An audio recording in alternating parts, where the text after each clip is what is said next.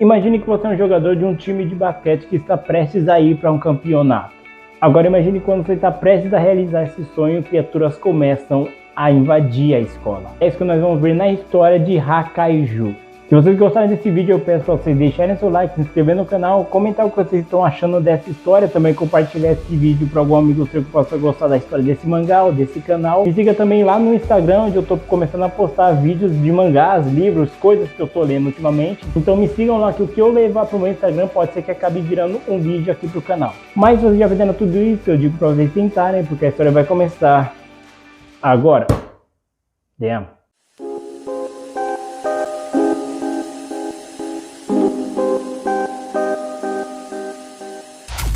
A história começa com o nosso protagonista Akira jogando basquete ali com os colegas dele de classe. Ele é muito bom, ele é muito habilidoso, só que ele não consegue chegar aos pés do melhor amigo dele, o Eiji. Depois do jogo de basquete, eles vão para a sala, começam a conversar e tal. E é quando o Akira ele recebe uma mensagem falando que a amiga dele de infância, a Miko, ela vai fazer uma excursão para a cidade ali onde eles estão. Então ele fica bastante feliz com isso.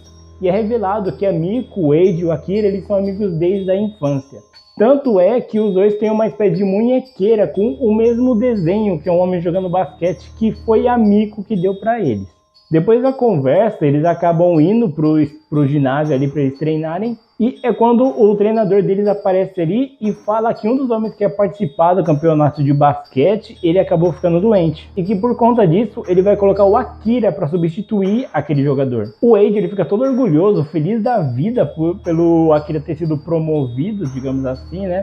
E é quando ele decide revelar que assim que ele jogar nesse torneio e eles ganharem, ele vai revelar todos os sentimentos dele pela Miko. O Akira ele fica um pouco surpreso por isso, só que o Eiji ele fala que não é nenhuma surpresa. É óbvio que os dois são apaixonados pela Miko. O Eiji ele fala que agora, além de amigos, eles são rivais.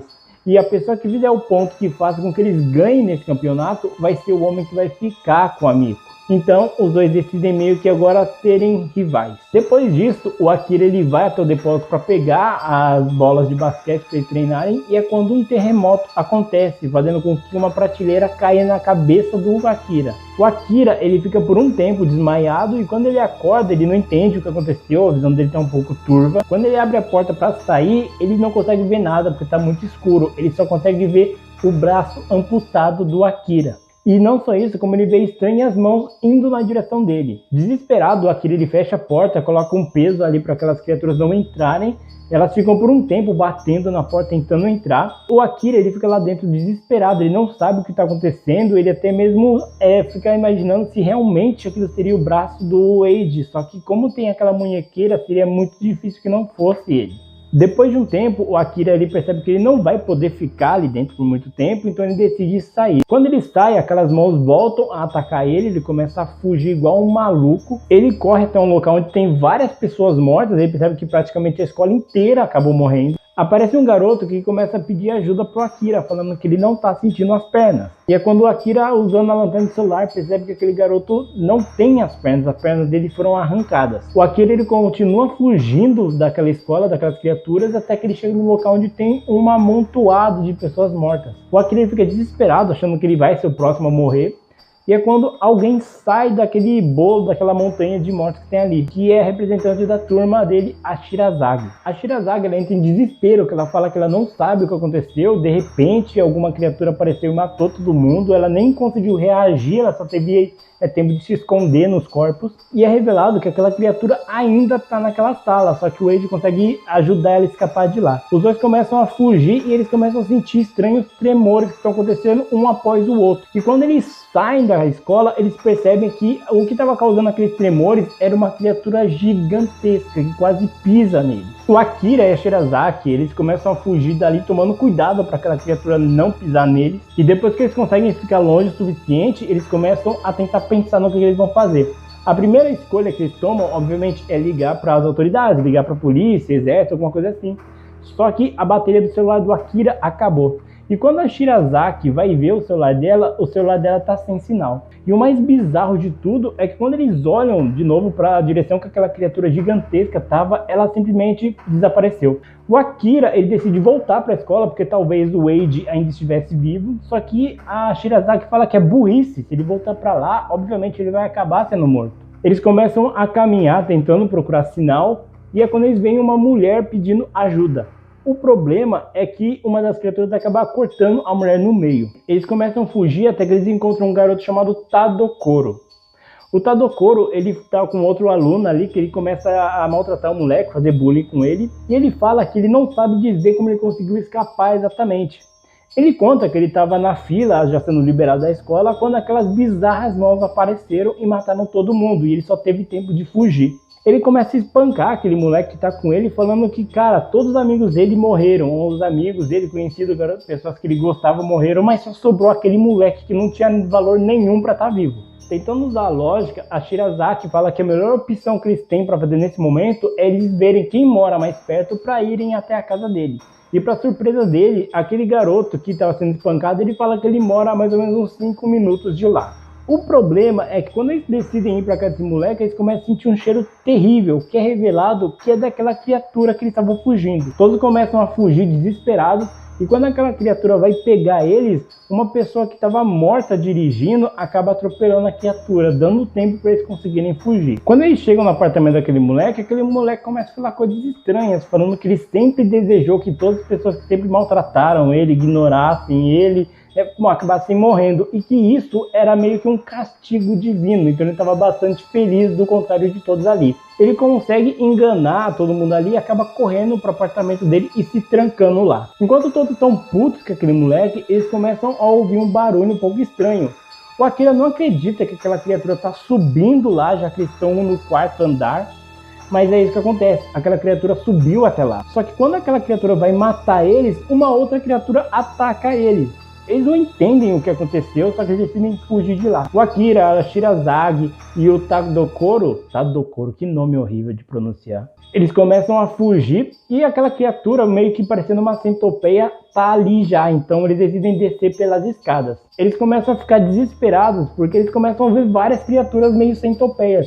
Só que quando eles conseguem sair do apartamento pelas escadas, eles percebem que na verdade não era várias centopeias, era um único monstro. Eles começam então a fugir e é quando é revelado que aquela criatura centopeia matou aquele moleque. Eles continuam a fuga deles até que eles passam por uma casa que está com a televisão ligada, então eles decidem assistir para ver o que estão falando. Só que na TV eles estão falando coisas que não tem nada a ver com o que está acontecendo naquela cidade. Eles estão falando, por exemplo, que um cachorro acabou fugindo de uma casa, acabou atacando os moradores. E eles ficam pasmos, como que eles não estão noticiando tudo que está acontecendo ali? O problema é que, como eu falei, todos estão sem sinal. Só que como o Akira ele está sem bateria no telefone, o Tadokoro ele joga um carregador portátil para ver se o Akira teria sinal de internet. Quando o Akira ele liga o telefone dele, ele recebe uma mensagem da Miko falando que ela está na estação ali próximo de onde eles estão. Então, se isso tudo está acontecendo na cidade, provavelmente a Miko vai morrer para esses monstros.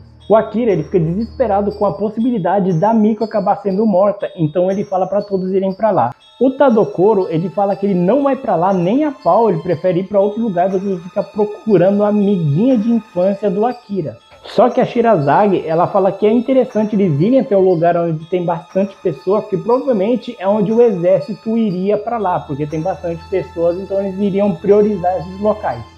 Eles começam a ir até lá quando aquela centopeia gigante começa a perseguir eles também. Eles conseguem se desviar entrando em becos, porque como aquela criatura é muito grande, ela não conseguiria ir para lá. Eles acabam saindo dos becos e é quando essa criatura acaba pegando a Shirazaki. Usando uma barra de metal, o Akira ele acaba atacando aquela centopeia, libertando a Shirazaki. E é quando aquela criatura ataca o Akira. Só que quando ela vai matar o Akira, por algum motivo, ela simplesmente ignora todos e vai embora. O Akira ele joga aquela barra de metal longe.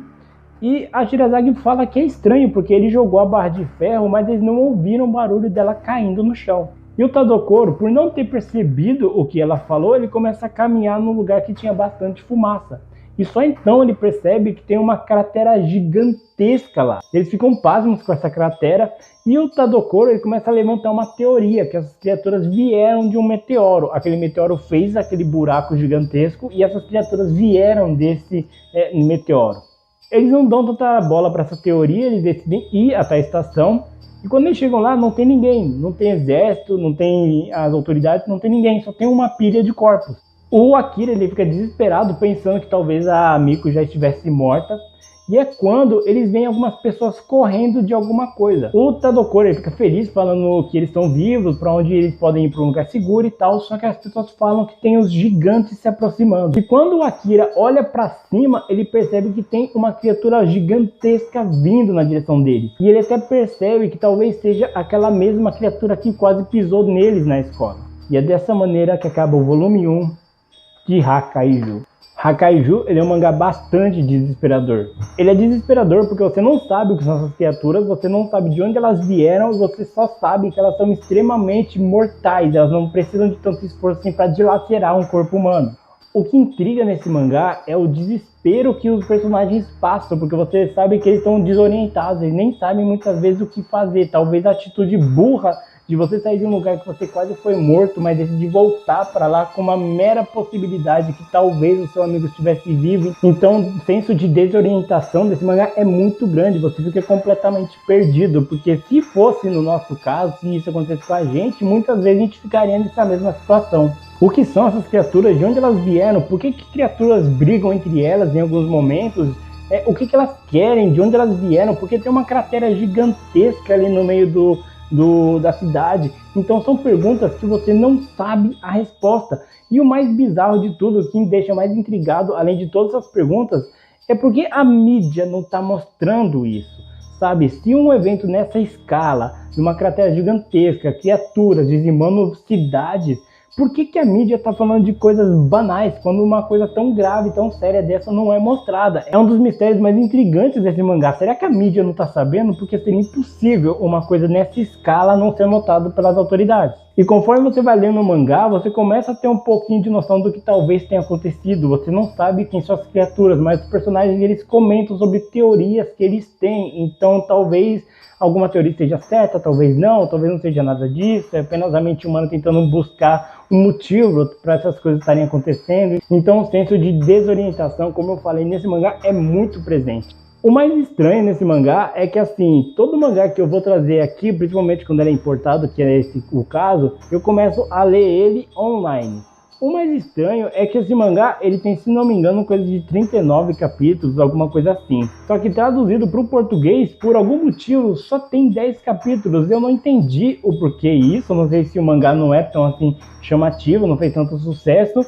Mas para vocês terem uma ideia, teve muitos capítulos que eu tive que ler em inglês e outros em espanhol, porque não tem em português. Então eu não entendi muito bem o que aconteceu nesse caso aqui desse mangá, porque o mangá ele é muito da hora. O design das criaturas que são diversificados, o detalhamento dos personagens, é muito bonita a arte desse mangá. O efeito de luz e sombra desse mangá é impecável, principalmente na parte da escola, que não tem iluminação, tudo é iluminado simples e puramente pelo telefone do Akira. Por isso que mais pra frente no mangá ele fica até sem bateria, porque tudo era iluminado pelo telefone dele. Como eu falei, esse mangá aqui ele é em japonês, então ele não é publicado aqui no Brasil. Mas, se você está aprendendo ou estudando japonês, como é meu caso, ele é um mangá bem fácil de ler, porque nas partes que tem kanjis, que muitas vezes é um pouco difícil para quem está estudando, ele tem os somadis, que é como se fosse a tradução do kanji. Então, é bem fácil para você estudar também ou entender ele em japonês. Se você entender um pouquinho de japonês, você consegue ler. Não é tão complicado assim igual outros que, tipo, sei lá, um Kichikojima, que ele não tem esse somadinho, então é um pouco mais difícil para você ler. Se vocês quiserem comprar ou encomendar algum mangá importado do Japão, como é as coisas que eu faço aqui, eu encomendo bastante coisa de fora, porque não é publicado aqui no Brasil. Tem uma loja que é a Bruno Mangá, eu vou deixar o link dela aqui na descrição, porque além de ter o catálogo que eles têm, que é bastante extenso, se você pedir um mangá, eles podem trazer aqui pro Brasil como uma encomenda. Tanto o Hakaiju, como o Kichikojima, o Pumpkin Nine, justamente foram encomendas que eu fiz pra loja, então você sabe que o trabalho dos caras é muito bom. Então eu vou deixar o link para a loja deles aqui na descrição para vocês comprarem. Também me diga qual outro mangá que vocês querem que eu traga aqui para o canal. Deixa aqui nos comentários falando sobre o que vocês acharam dessa história, se vocês querem que eu continue trazendo essa história aqui para o canal. Se não me engano, a história já se encerrou, então eu posso trazer a história dele inteira aqui no canal, basta vocês pedirem.